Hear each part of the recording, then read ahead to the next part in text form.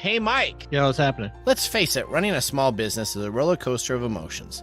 The reality is there's no way to completely avoid the chaos, but the people, processes, and systems you built into your business can be the difference between thriving and sinking. Yeah.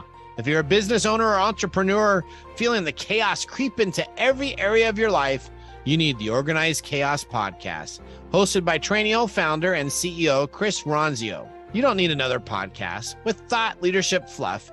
You want practical entrepreneurial advice that can help you build a better business today and get back time to do more of the things you love. You see, every weekday, Chris shares bite-sized topical episodes on small business leadership, people management, productivity hacks, and entrepreneurship. And it doesn't stop there. On Fridays, they feature exclusive interviews with today's top founders, authors, and the leader in the space. Names like Sam Parr, the founder and CEO of The Hustle, the author of Scaling Up, Vern Harnish, and Shark Tank host, Damon John. Join the thousands of monthly listeners learning how to organize the chaos in their business. Available to stream on all podcast apps or click the link in the show notes. Broadcasting across the nation from the East Coast to the West, keeping you up to date on technology while enjoying a little whiskey on the side, with leading-edge topics, along with special guests, to navigate technology in a segmented, stylized radio program. The information that will make you go, Pull up a seat, raise a glass with our hosts as we spend the next hour talking about technology for the common person. Welcome to TechTime Radio with Nathan Mumm. Welcome to Tech Time with Nathan Mumm, the show that makes you go, technology news of the week. The show for the everyday person talking about technology, broadcasting across the nation with insightful segments on subjects weeks ahead of the mainstream media. We welcome our radio audience of 35 million listeners to an hour of insightful technology with a little whiskey on the side. I'm Nathan Mumm. Welcome to our show today. We live stream during our show on 5 of the most popular platforms, including YouTube, Twitch.tv, Twitter, Facebook, and LinkedIn. We encourage you to watch us live or to visit us at techtimeradio.com. Tweet us during the show at hashtag TechTimeRadio, and we'll do our best to respond to your tweets on the air. You can also check out our new TikTok channel by looking for TechTime Radio on the TikTok app. Get our short intern segments and full video recaps of the show. I'm a host.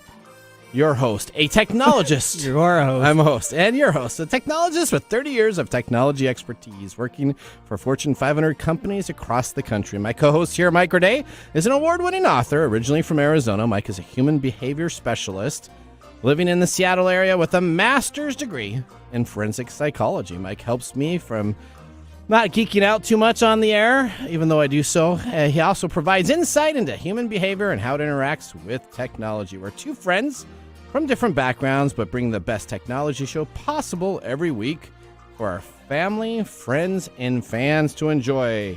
All right, welcome everybody. Now let's start today's show. Now on today's show.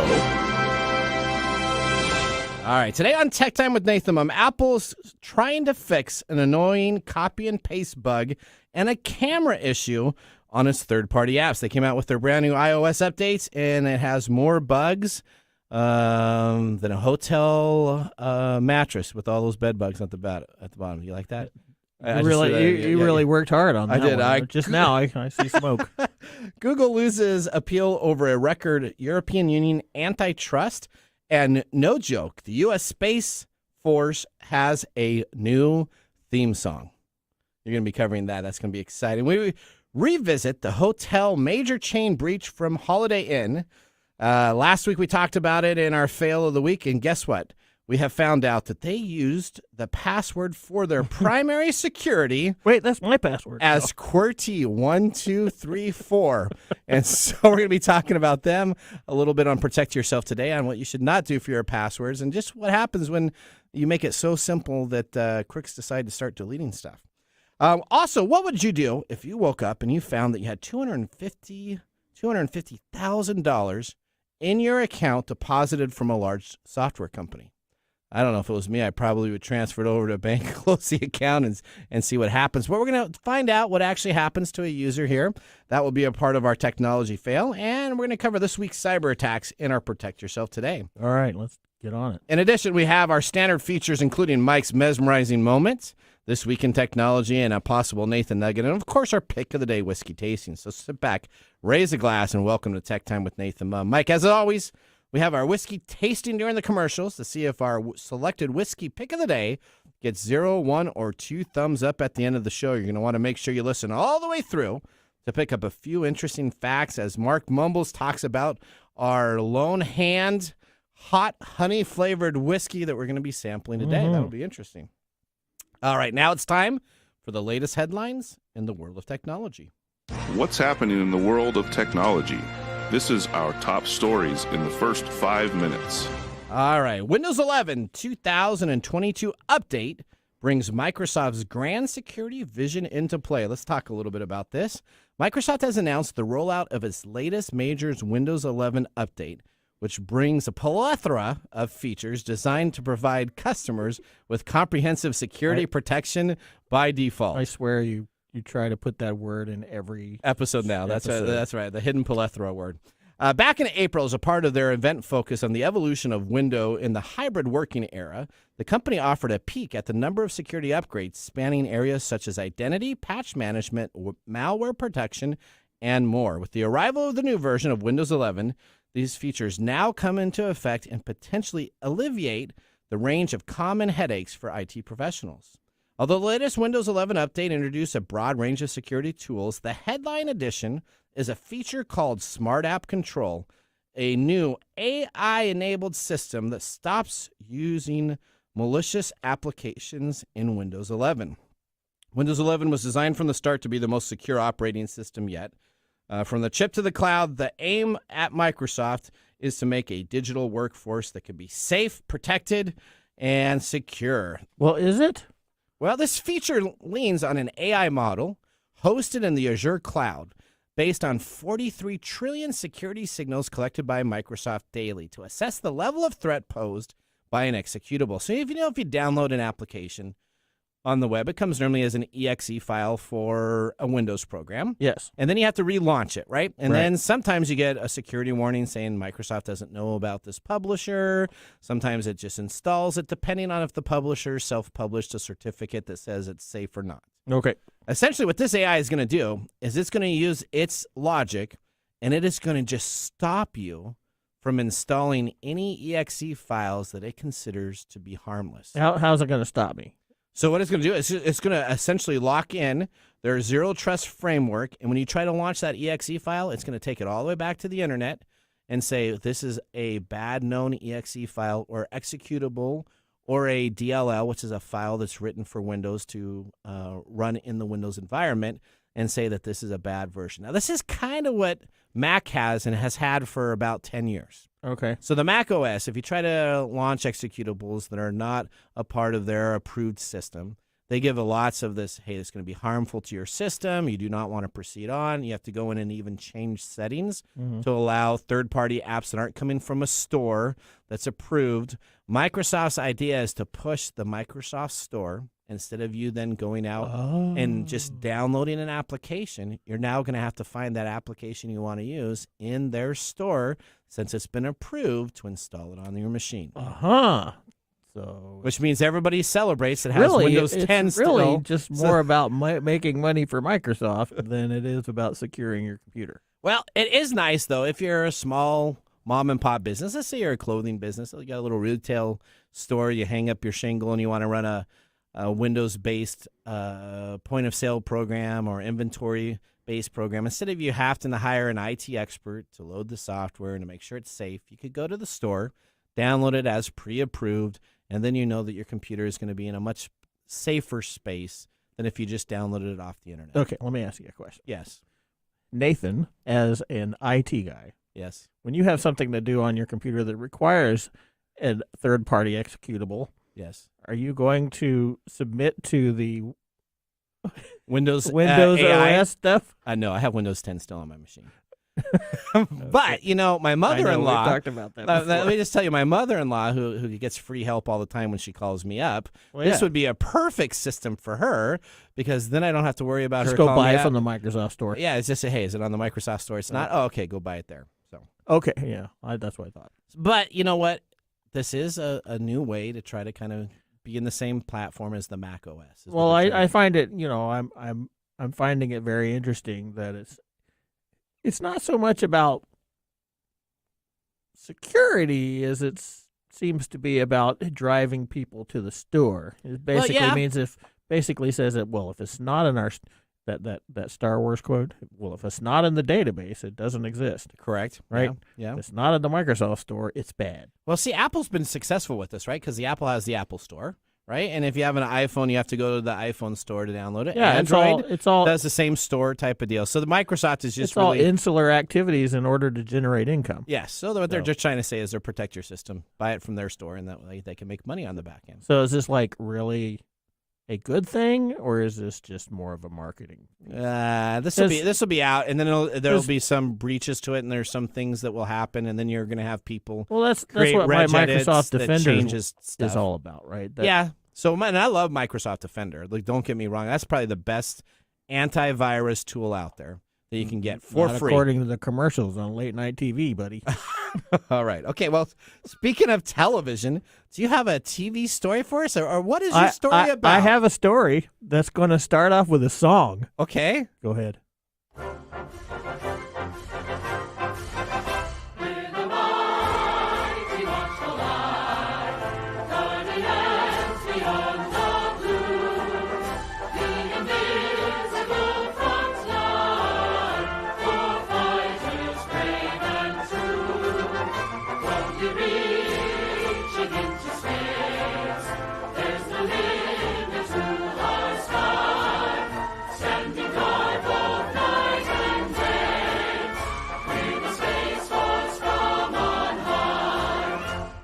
What did that sound like to you? Dude, that reminds me of a 1950 Disney production of some orchestra playing music in the back. That's exactly what I think about, like a Disney World ride or something. Yeah, Disney World ride. It's a small world after all. There we go. I'm waiting in some queue. The tiny little spaceship. Yep. That is that is actually the song entitled Semper Supra, Okay. which is the official song of the United States Space Force. The Space Force. Yes. So this is the program. Not the TV show. This is not the TV show on This is- Netflix. This is no, And we this- checked this this is because the we thought actual- this was fake, didn't we? Yeah, if you go to I will tell you where you got to go. You got to go to the USSpaceForce.mil. .mil. Yeah, that is the branch of the military that the U.S. Space Force belongs to, Okay. created by President Trump. And its front page news is this song.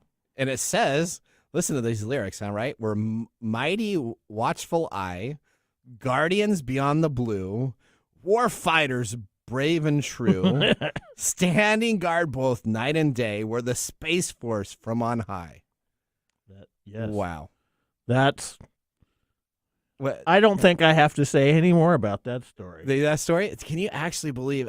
Wouldn't you think that if you're the Space Force? I mean, I understand. So this is what happens, right? The military, they Well, that's the Army basis. has- That's the the Army basis has of the their Netflix song, right? movie. right? So Army has its song, which has been built forever, and it's a very patriotic song. You got the Air Force, you got Navy, you got. I don't know. Does the Coast Guard have a theme song? Yeah. Okay. I wonder kind of what U.S. Space Force recruiters are going to be like doing.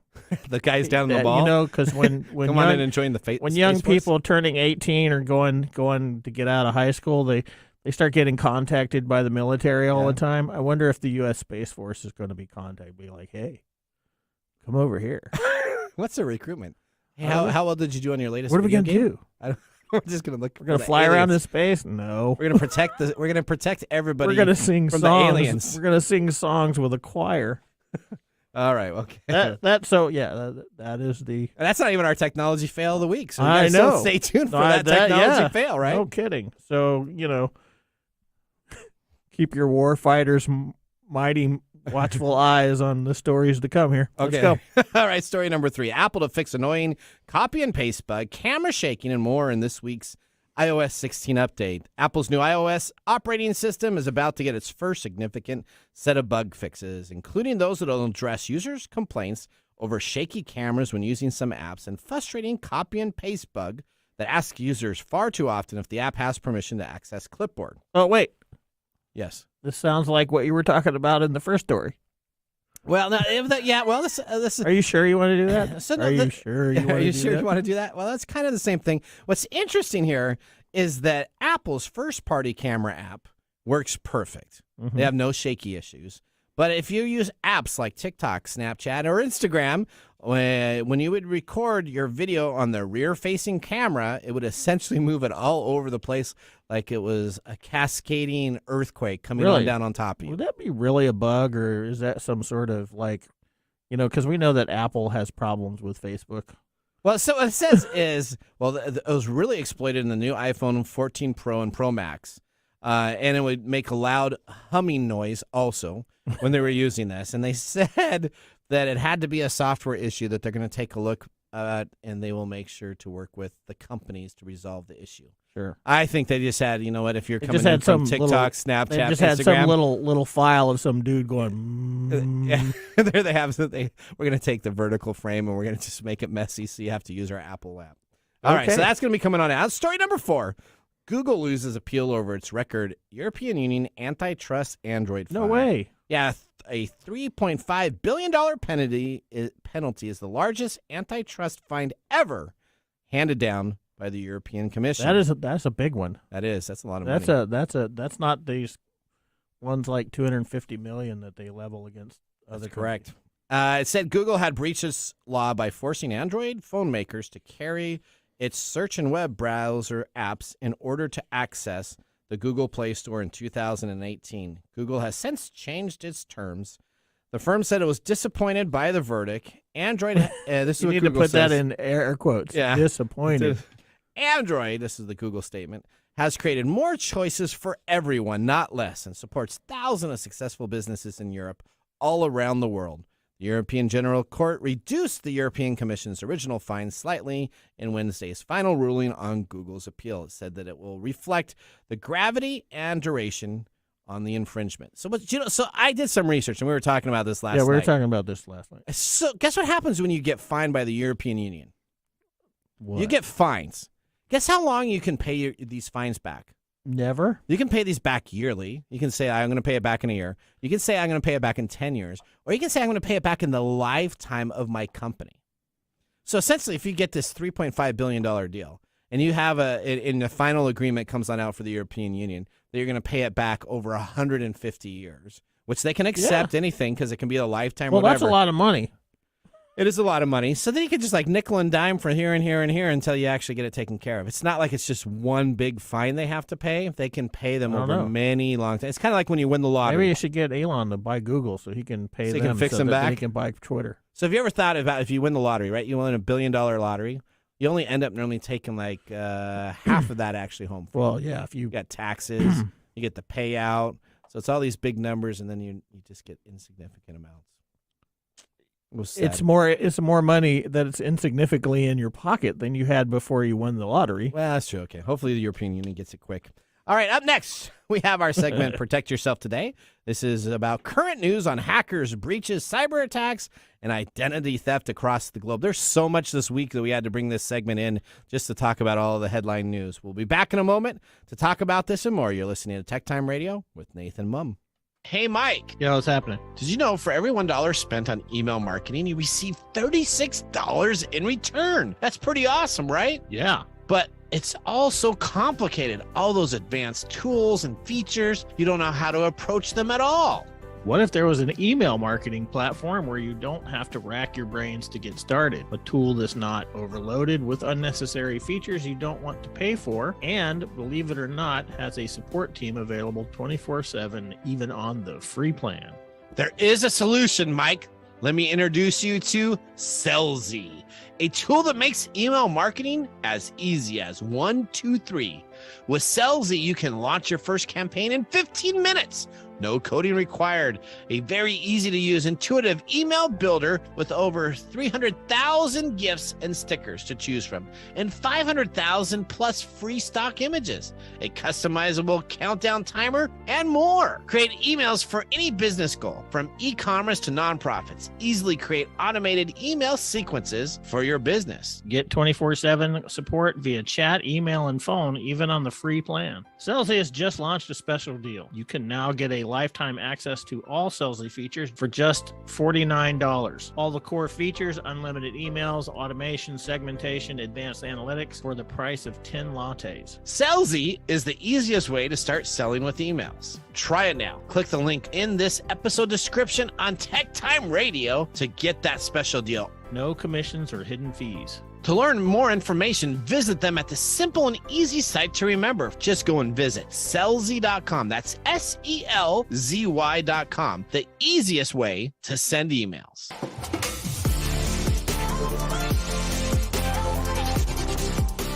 Welcome back to Tech Time with Nathan Mumm. Tech Time Radio is an hourly technology show that talks about current technology in a simple format without having to geek out. Brought to you by myself, Nathan Mumm, and Mike Corday. We just had our first whiskey tasting during the break. Now let me tell you about what we are sipping for our pick of the day during the show. We have chosen the Lone Hands Hot Honey Flavored Whiskey. $19, 70 proof, so it's kind of that. It needs to be really 80 proof to be kind of that classification of whiskey, but it's still kind of listed at the 70 proof. Lone Hand Flavored Whiskey is inspired by the makers who do it on their own. It takes genuine spirit, grit, and determination to do the right thing always. Aromas of honey and spice with a balanced flavor of sweet heat. This is the perfect blend of sweet heat notes balanced with rich, warm finish from a classic Lone Hand whiskey. The distillation factory is unknown, but it's a Tennessee distiller. It's a flavored American whiskey. There's no age statement. It's 70 proof. The mash bill is undisclosed, but the price is $19.99 for a 750 milliliter container. What's your take on this, Mr. Gourdet? If you like cough syrup, you're going to like this. Wow. Is that what you're saying on that? You think this tastes like cough syrup? It does have a cough syrupy kind of flavor. What type of cough syrup did you grow up with? Because my cough syrup did not. That was my NyQuil stuff. That did not. This doesn't taste like NyQuil Red, does it? Have you seen the amount of cough syrups that have honey in them nowadays? No, okay. I only had the NyQuil Red stuff. Have you ever had that stuff? That stuff was nasty. So that would heal you up right within itself just by having that available. Like castor oil. Yeah, it's sweet. That's about it. That's all I got. Okay. It's sweet. Oh, okay. All right. Thank you. If so you much like it, from strictly a taste standpoint, yeah, it tastes pretty good. All right. Let's just get to our next segment. Okay. All right. Here we go. Protect yourself today. Protect yourself today. This is the current news on breaches, cyber attacks, and identity theft across the globe. Mike, this is the uplifting and inspiring part of our show that you love so much. Let's get ready to go. All right. The parent company of Holiday Inn, IHG, was hacked last week. Vindicated couple deleted hotel chain data for fun. Hackers have told the BBC that they carried out a destructive cyber attack against Holiday Inn owner International Corporation. Intercontinental Hotels Group. Intercontinental. I think you're getting Hotel distracted Group. by this background music that showed up. Oh, I know. Isn't this great? All right. Describing themselves as a couple from Vietnam, they say that they first tried a ransomware attack, but then deleted large amounts of data when the ransomware attack was foiled. The access to the FTSE's 100 firms database, thanks to an easily found and weak password of QWERTY, capital Q, WERTY, 1234, allowed them to break into the system. That was their That was the hotel chain's password. That was their admin, administrator, domain, full access that was password. That was the name of my QWERTY. Animal Crossing world when I played that with my kids. Was it? Yeah. QWERTY 1234. Yes. As experts say, the case highlights that the vindictive side of criminal hackers and also the stupidity side of having a simple, plain password. On Monday last week, customers reported widespread problems with booking and check-ins. For 24 hours, IHG responded to complaints on social media by saying the company was undergoing system maintenance, which is code word for we're being hacked and don't know what's going on. Really? The hackers called themselves TP and gained access to the company's internal Outlook, emails, Microsoft Teams, chats, and server directories. The attack was originally planned to be a ransomware, but the company's IT team kept isolating servers before we had a chance to deploy it. So we said, what the heck? And we decided to do a wiper attack instead, one of the hackers was quoted. The wiper attack is a form of a cyber attack that irreversibly destroys data, documents, and files never to be retrieved again. So they were joking. They were like, oh, these guys know we're coming in here with an attack and we're going to just Decide to delete all the information. Yep. That was nice of them. Wasn't that nice of them? Doesn't that make you feel good that the Holiday Inn decided to have top-level security with a password called QWERTY1234? You know, nothing really surprises me when we talk about this stuff because that is a purely human thing. Okay. To do a simple password like that? Yes, it's quick, easy. So they couldn't make the money, so they just said, screw it, we're going to make it even worse on you, we'll just delete your data, which is probably way worse than if they would have figured out how to compromise their system and ask for a ransomware. All right, but it doesn't get any better than that, because now Uber, we've talked about Uber. I do not understand why people don't jump on the bandwagon that Uber has no idea what they're doing. Uber's computer network has been hacked again. Uber's technology has more holes than a slice of Swiss cheese. All right, the ride-hailing. Did you work on that one too? I did. We got a little competition coming on up. I'm doing my. This is your jokes. practice. This is my practice. Okay. All right. The ride-hailing company said that it was investigating after several internal communications and engineering systems had been compromised. Uber staff was told not to use the workplace messaging app Slack, according to employees. Shortly before the Slack system was taken offline, Uber employees received a message that read, so this, all the Uber employees, I announce I am a hacker and Uber has suffered a data breach. It appeared that the hacker was later able to gain access to other internal systems, posting an explicit photo of an internal information page for employees. Uber said that it was in touch with authorities about the breach. Uber has laid the blame on Lapsus, a known extortion group that previously breached the likes of Microsoft, Cisco, Samsung, NVIDIA, and Okta. Uber claims that the impact of the attack was limited as well. It's the always attackers, limited. It was always. This is what they always say. Limited. Right? Yep. It was as the attacker accessed several internal systems. And I bet you no customer information was. Oh, that's you know what? User accounts were safe, as well as How about databases holding sensitive information. At least we know Uber keeps their account safe. Credit card numbers, bank accounts, info, and trip history are not available to the hackers, they said. But you know what that means? They probably got it all, and they're just trying to cover their bacon for the payout of what it would cost. I don't know. I think this is just a boilerplate statement that everybody puts out. They have that's all it is. Oh, yeah, we got hacked. Don't worry.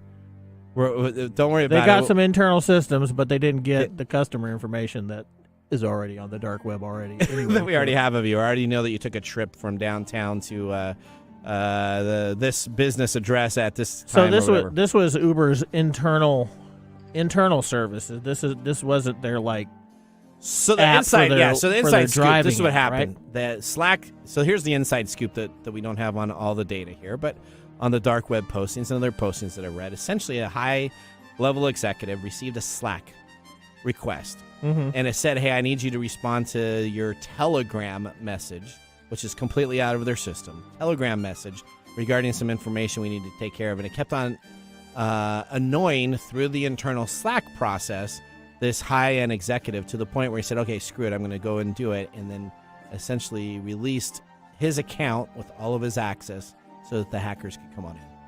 And then they exposed. And then they exposed the data. Then they put explicit pictures on it. Yeah, well, that's what we got here. Okay. All right, well, moving on. Next, we have Lorenz Ransomware Group goes after small businesses with a Mitel voice-over IP phone system.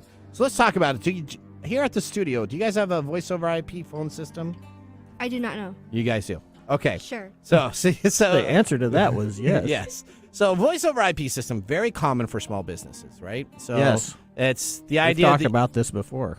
there is now a ransomware that goes in through the phone system, connects on the back end, exploits the usernames and passwords of admin accounts, and then gets access to the whole network itself, because most people don't patch your security phones and they don't patch their IoT devices that run on these back-end channels that aren't monitored as much as these firewalls and other areas are. So this was a double extortion attack. The Lorenz ransomware group exploited the flaw in the Mitel voice over IP application. The bug is actually known as CVE-220-29499. So you can just now Google that, CVE-2022-29499. Is that the file name? That's the file name that will be connects to your exploited. thing? Yep, and then you can load that on your Mitel system, and you can get back-end access and do everything you shouldn't be doing to your network. In the current landscape, many organizations heavily monitor critical assets, such as domain controllers and web servers, but tend to leave their voice-over IP devices and Internet of Things devices unmonitored. This is the key on what happens when people gain access to the back end of your system. This is the problem with the technology outpacing. Well, the demand for the technology outpacing the technology itself. It is, and so most IT we're like, companies. Oh, we got to get out these new things. And then they just. We got to patch our servers. We got to holes. patch our firewall. We got to patch our computers. We got to patch this. And then no one's taking care of the phone system. It's kind of like the dirty underground of the IT work. Coming from a decidedly non-tech background, that's very scary. It is. Because it feels like, well, I don't know that's the right term, but it feels like our entire technological infrastructure was kind of like built after the. You know that saying, you're building the plane as it takes off? As it takes off? Yeah. At Boeing. It has no landing gear. It has nothing on there. All right. Well, here's our last cyber breach. Grand Theft Auto 6. Oh. All right. Footage has been leaked after a hack. My favorite. Nothing's better than playing a good old Grand Theft Auto game, right? If you just want to pick up a baseball bat and bash people on the sidewalk, nothing's better than a Grand Theft Auto game. I suppose so. I don't play those games. Okay, neither do I. I am completely against GT. Grand Theft Auto? Or you can rob a car and then you can drive over the person after you rob it. You don't play that game? No. Well, if you are a teenage male... To me, from my from my psych background, that's really not a very appropriate thing for you to be doing. I think out of all of the games that I play, that's one I don't. You don't play Rockstar's Grand Theft Auto? No. Well, essentially, but I do play other Rockstar titles. So do I, like Red Dead Redemption and a bunch of other items that are out there. So it's not the company. This is what happened. 90 videos of images of the next edition of Grand Theft Auto franchise were leaked online and posted this Sunday, as described as the biggest security gaming breach ever. No. Rockstar said that it remained unclear how the network intrusion occurred, but confirmed early development footage from Grand Theft Auto 6 had been stolen. The footage that was put on the GTA forum site by a user called Teapot Uber hacker. How about there? Yeah. The hacker claimed to have gained access to the data by breaching Rockstar's internal feed on the Slack messaging app. Well, Slack got hit Slack's a delivery tool. Slack's not the weak point here. It's the way Slack is used, right? It's a messaging tool, correct? Yeah. It's just a tool that's being used to message. Yeah. So the Slack is the. Yeah. Well. It's the conduit to the problem. Yeah. Right? I can't think of the word right now. Okay, all right. Plethora. All right. No, it's not plethora. Additional revelations included source code, assets, and testing builds from both Grand Theft Auto 5 and 6, which could damage the company's operations. No, it didn't. What it did is it got everybody excited because... Did they get any account information? No. Well, of course, no account information was breached. Right? They always come out with that. Rockstar said... No account, but what they did say is that you are going to see the long-running rumor that the game will feature the series' first playable female... That's the word you're looking for is protagonist. Protagonist. I was going to say something else, so there you go. Thank you, protagonist. What were you going to say? Probably something... Probably something inappropriate for the airwaves. Proctologist? Okay, there we go. Proctologist? There you go. That ends our segment, Protect Yourself Today. Although, hang on. Odie, do you play Grand Theft Auto? No. Okay. Why not, Odie? Why? It's such a... I just lack the patience to play that. You know what kind of games I play? What do you play? Animal Crossing. You play Animal Crossing. Hey, that's a good Animal game. Crossing and Mario Kart. Hey, there's That's a a new fun Disney game. one out that's out right now that's kind of like Animal Crossing. It's pretty What hot. game? Pretty hot on the deal. What We'll is talk that? about it at the commercial break because I got my little Farmville Wow, you type got of me deal. hooked. All right, here we go. That ends our segment, Protect Yourself Today. Up next, we have This Week in Technology. So now would be a great time to enjoy a little whiskey on the side as well as what we'll be doing during our break. You're listening to TechTime Radio with Nathan Mumm. See you in a few minutes. Hey, Mike, guess what? What? If you're a business owner, people leader, or marketeer, I have the event for you. Listen up, everyone. It's called Playbook 2022, happening this week on September 21st and 22nd, and it's completely free. Yeah, this is the third year that Training is putting it on, and it's going to be better than ever. They have amazing speakers like the marketing master himself, Seth Godin, brother-sister duo Allison and Wes Felix. You may recognize Allison from the Olympics. She's a track and field star who's won tons of gold medals in her career. And now her and her brother own Seish, a lifestyle sneaker brand built for and by women. Plus, they have Caitlin Crosby, founder and CEO of The Giving Keys, Jason Fried, co-founder and CEO of Basecamp, Makita Mikado, founder and CEO of Panda Doc, and more. This two-day event is September 21st and 22nd. It's virtual and it's all free. That means it's completely free for anyone. Trust me, you're not going to want to miss out on it. You're going to learn so much about how to build an incredible culture and a more efficient business than ever. So register now. Go to playbook2022.com. That's playbook2022.com. It's totally free, and we can't wait to see you there. And now, let's look back at this week in technology. September 19, 1982, the creation of the first smiley face sideways was posted. In a post, You mean the emoticon? well, we're going to get it there. Hang on. So we're the first sideways smiley face was posted. In a posting made at Carnegie Mellon Bulletin Board, Scott Fallman, a computer scientist at Carnegie Mellon University. You're going to skip over that, huh? No, a He was also professor emeritus Emeritus. at Carnegie Mellon University Language Technology Institute and Computer Science Department proposed the first known use of emoticons, also known as smilicons or smileys. Well, the use of the emoticons became widespread during the 80s and 90s. You remember the yellow happy face on the side was like the big deal with the little thumbs up signs and everything like that. That was like the rave. I mean, they made a whole emojis movie based on these stuff. Isn't the emoji the evolution of the emoticon? It is. Yeah. Yep, it is. With the face. With the So face. it became an actual graphic. Correct. On September 10th, though, 2002, when originally a message was retrieved from a backup tape, we see the very first message ever to talk about smiley faces and frown faces.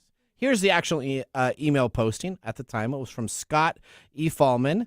Sent it to CMU-20C, which would have been the computer name at the time, because that's how you would have sent it to the actual IP address of the computer to pop on up instead of to a person itself.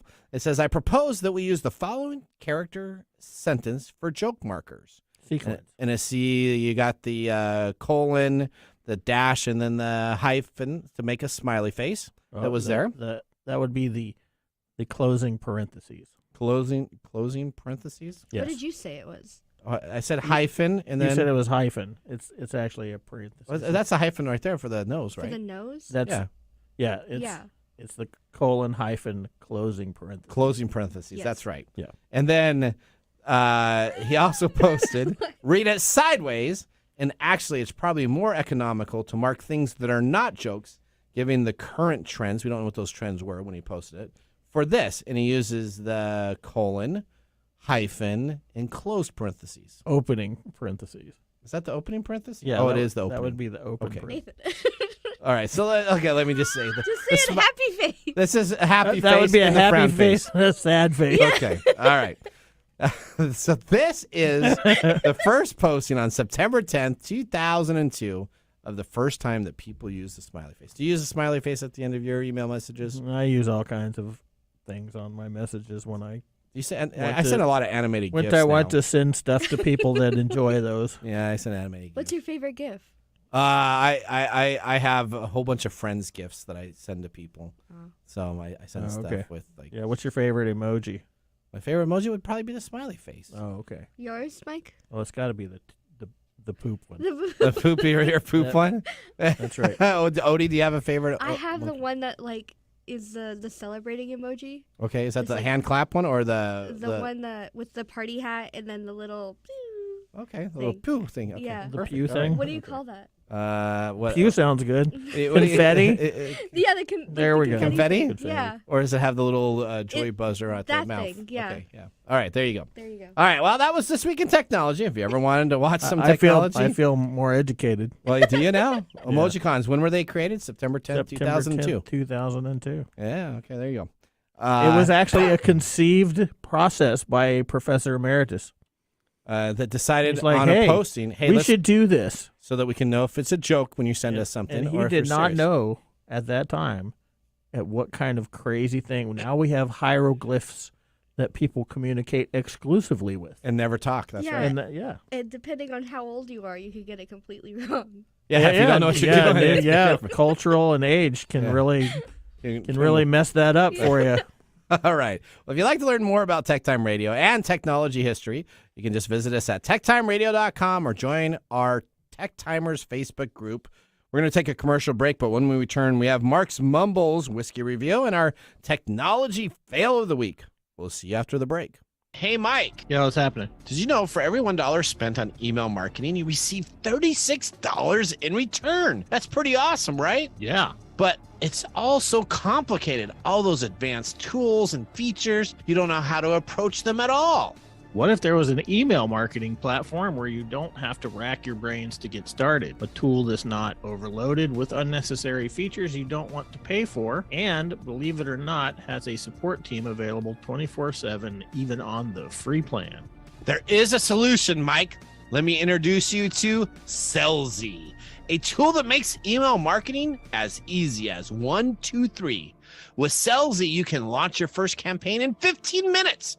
No coding required. A very easy to use, intuitive email builder with over 300,000 gifts and stickers to choose from, and 500,000 plus free stock images, a customizable countdown timer, and more. Create emails for any business goal, from e-commerce to nonprofits. Easily create automated email sequences for your business. Get 24/7 support via chat, email, and phone, even on the free plan. Sellzy has just launched a special deal. You can now get a lifetime access to all Sellzy features for just $49. All the core features, unlimited emails, automation, segmentation, advanced analytics for the price of 10 lattes. Sellzy is the easiest way to start selling with emails. Try it now. Click the link in this episode description on TechTime Radio to get that special deal. No commissions or hidden fees. To learn more information, visit them at the simple and easy site to remember. Just go and visit Sellzy.com. That's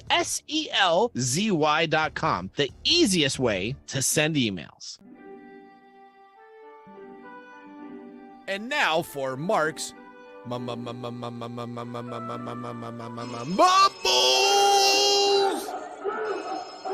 Okay, now we have our whiskey notes from Mark Gregoire, our TechTime Radio staff member. This is his mumbles on this whiskey. Some say that imitation is the sincerest form of flattery. In this case, Jack Daniels has the greatest number of flatterers in the world. It is perhaps inevitable that such an insanely popular whiskey would result in others trying to ride that popularity. And Jack has a history of lawsuits dating back decades to try to fend off those imitators. Today, Nathan and Mike are drinking one of those brands that Jack Daniels served with a lawsuit instead of a shot of whiskey. Longhand whiskey. Yeah, well, they even have the bottle even looks like a Jack Daniels bottle. It does, doesn't it, with the same type of top? So you know what? If you're just going to copy somebody, Might as well do it all the way. Just knock it off completely. Mark has nothing more to mumble about. He is just glad he is not in the studio sipping this liquid. Mark gives this a thumbs down. No, I didn't see that coming. You didn't see that coming? No. Oh, so there is your Mark's mumbles. You know, Mark, We thank you for that mumble. Mike, now, though, it's time for us to move to our technology fail of the week, brought to you by Elderberry Boost. Get your Elderberry Boost today at elderberry-boost.com. That is why you fail. All right, this week's fail. I'm still going to laugh. Was that? I'm still going to laugh. You still laugh? So that's our new intro for our technology fail. Now, you know what that is, right? So that's Mario Brothers. Yeah. And when you die in Super Mario Brothers. And what is that quote in there? Oh, that's Yoda from Empire Strikes Back. When he's talking to Luke. When he's telling Luke about not believing things. Okay, there you go. All right, after he gets the that is our new technology fail music leading in for each and every week. We moved our technology fail back a little later into the show since it's been a highlight that people have been looking for. Just talk about. Well, I just wanted to, if you're listening before, there you go. You're failing right now. All right, here we go. We're going to go right now to one of our favorite companies for this technology week fail, and it's Google. Sam Curry, a self-described hacker, says he was mysteriously paid $249.99.99 by Google last month. $250,000. Minus a penny. Minus 1 cent. By Google last month, and he has no idea why the tech giant simply handed over the $250,000. It's been a little over 3 weeks since Google randomly sent me this money, and I still haven't heard anything on the support ticket I had to create from their website. So Google doesn't have a way for you to get a hold of them corporately besides their website. So this guy has $250,000 dumped into his bank account, and he has to open a service ticket with Google to say that he has an issue that he may have been overpaid. He can't just Google it? No, he can't. So he sent that to the website for support. He said, is there any way you can get in touch with @Google? He then decided to tweet this out on Tuesday with a screenshot of the transaction of his ticket, and he still has not been answered from support. No way. So no one is touching this ticket, huh? Just think of that support person internationally getting this ticket. What would you do with that ticket? You'd be like, transfer. I suppose that would be escalated. All right. He did add on his ticket, it's okay if you don't want it back. Something Google does do is they pay out a bug bounty that is normally paid to people that help find bugs in their software to organizations that find vulnerabilities also on any of their platforms. But he said he was unable to figure out a link between a bug bounty hunting for Google and the sum dumped into his bank account. The money was available for Curry to spend, but he said that he's simply holding on to it in case Google tried to get it back. He said if Google took too long, though, he's going to open a separate bank account, transfer the money in, cash it into the account to avoid paying taxes on it. Ultimately, okay, I'm having trouble here. What's that? What are you having trouble with? Well, this guy's a hacker, right? So he's a hacker. So it sounds like that he's a bug hunter. Yeah, so he's probably gotten paid some small amounts from Google for finding bugs and reporting them. That's what it sounds like. Yes. Okay. Well, if he's a hacker, why would he use the standard ticket support system? Well, he's probably a bug hunter. Work. So he's probably not like a hacker, like they call those like a black hat, right? So those are bad guys. Black is bad. I know white are good people. I know there's both sides of the coin. Gray is the middle line. Wouldn't he know how to get in touch with? You would think that he'd have a better contact than this. Yeah, it'd be like, hey. But if you have $250,000 that hits your bank, do you really want to go aggressively trying to find someone to have it take it back out? That's true too. That's like somebody plopped it in mine. I'm going to put a sign on the local telephone pole. Hey, lost $250,000. Let me know if you know what color it is. No. Lost an undisclosed amount of money given to me by Google. If you know what this is, please call. That's right. All right. Now, in a statement, a Google spokesman said, our team recently made a payment to the wrong party as a result of human error. We appreciate that it was quickly communicated to us by the impactful partner, and we are working to correct it. The company intended to get the money back, the spokesman said. For his part, Curry said that he was curious how often something like this happens at Google and what systems the company have in place to check for similar errors. Well, I think he found the bug. Well, he did. As of today, he still has the money in his account, and they have not returned it. Party. Isn't that amazing? Party time. That is crazy. All right. Well, that was our Elderberry Boost. Let me ask you a question, Odie. You have $250,000 just so happens to drop into your bank account. Are you contacting the software company that accidentally said no? No. What are you taking a nice vacation and saying thank you very much to them? Yeah. Yeah. Yeah. And then gonna put that in a savings and not look at it. Yeah, that's exactly right. All right. Well, Mike, what would you do? I do the same thing. I'd probably do this. I'd probably Because follow exactly I know what he what did. I know. Because they can come take it out at any time, right? Yeah, with Odie's response is not a surprise because Correct. I would say the same thing if I were Odie's age. Yep. But I've been around long enough to know that if I did that, I would find that money is gone. Yep. Or somebody be knocking on my door and be like, "Hey, can you please step outside, sir?" Yeah. So yeah, we'd like to talk with you. yeah. So it's just a thing. I would do the same thing. All right, well, we're going to head out to our last commercial break. When we return, we have Mike's mesmerizing moment and a possible Nathan Nugget, and, of course, our pick of the day. See you after this commercial break. How to See a Man About a Dog. It combines darkly comic short stories, powerful poems, and pulp fiction prose to create a heartbreaking and hilarious journey readers will not soon forget. Read How to See a Man About a Dog, collected writings, for free with Kindle Unlimited. Ebook available on Kindle, print copies available on Amazon The Bookpository, and more. This is Mike's mesmerizing moment, presented by Story Coffee. Visit storycoffee.com. All right, Mike, yesterday was International Talk Like a Pirate Day. How is it that pirates are now seen as heroes in most literature works? So this is it's interesting that has very little to do with technology. Well, okay. Well, yesterday was International Talk Like a Pirate Day. This is big nerd stuff, right? Yeah, this is big nerd this stuff. is International Talk Like a Pirate Day. Yeah. Why do we make them heroes? Now, yeah, because these were scum-sucking pigs. They were horrible people. I don't know. I don't know if you can't really classify them as that either. We don't know why. We don't know. So if you saw the Pirates of the Caribbean, so Jack Sparrow's like a hero. I was about to jump on that because Jack is just gorgeous and just like a fun human being. Okay, Yeah. but he's a liar and a stealer and a murderer. But everybody loves him, though. But here's so the thing. Charismatic. Yeah, here's the thing. What we do is this stuff is normal for us to romanticize different cultures. Okay. And what we're doing is the media shows us this cool thing. Oh, they're pirates. We don't think of them. Oh, that's the scourge of the sea. Because what did they do in history? They disrupted trade routes. They stole money. They killed people. Yeah. They held people for ransom. Whatever.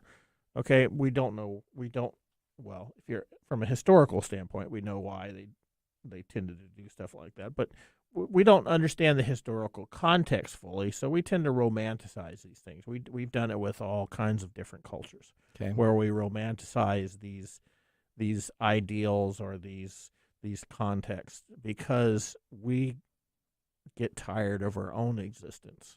Okay. Wouldn't it be cool if you could get up tomorrow and go set sail and become a swashbuckler? I guess so. I guess it kind of, yeah. I guess so. That's part of it. Part of it is the media center or the media entertainment. Okay. Folks saying, "Well, this is cool. I just love pirate video yeah, games. I love all pirate stuff. Right? I have a big pirate map on the back of my office. I know. We play pirate games. So, yeah. But the idea is that we're engaging in a form of escapism by doing this because we sort of relish these ideas of high adventure and things. We just don't realize that there was a drudgery and a brutality to those systems because personally we don't want to experience that. We want to experience the high points. Okay. Right. So that's why we. Yeah, that's why we would do that. Okay. We're just comparing and trying to escape from our own existence. Okay. Because it's known. There you go. Well, let's now move into our pick of the day. And now our pick of the day for our whiskey tastings. Let's see what bubbles to the top. All right, we're going to talk about this. Our Lone Hand Hot Honey. Our Lone Hand Hot Honey flavored whiskey, $19, 70 proof. Now you called this cough syrup, so I'm kind of curious. What's your rating on this? Okay, now is it a thumbs up or thumbs down? All right, if it's just for the flavor, not the whiskey part, I would give it a thumbs up because it has a good taste. The cough syrupy thing, that's just sort of a thing. Okay. But it has a good taste. As far as the whiskey is concerned, I'm going to give it a thumbs down. Thumbs down. Oh, man. Odie, what did you think? I'm going to give it a thumbs down. Thumbs down? Didn't you see her face when she slugged it? You know what? I'm going to give it a thumbs up. I like didn't the taste. how it went down, but then afterward I was like, okay, I like it. I like the taste. But no. I'm kind of a taster guy. Well, yeah, like I said, if it's just strictly on taste, that Thumbs would down. be something to have. But I drink Kool-Aid too, so. Okay, well, we're about out of time. Remember, the science of tomorrow starts with the technology of today. See you next week. Bye-bye. Thanks for joining us on TechTime Radio. We hope that you had a chance to have that moment today in technology. The fun doesn't stop there. We recommend that you go to techtimeradio.com and join our fan list for the most important aspect of staying connected and winning some really great monthly prizes. We also have a few other ways to stay connected, including subscribing to our podcast on any podcast service, from Apple to Google and everything in between. We're also on YouTube, so check us out on youtube.com/techtimeradio, all one word. We hope you enjoyed the show as much as we did making it for you. From all of us at TechTime Radio, remember, Mumm's the word. Have a safe and fantastic week.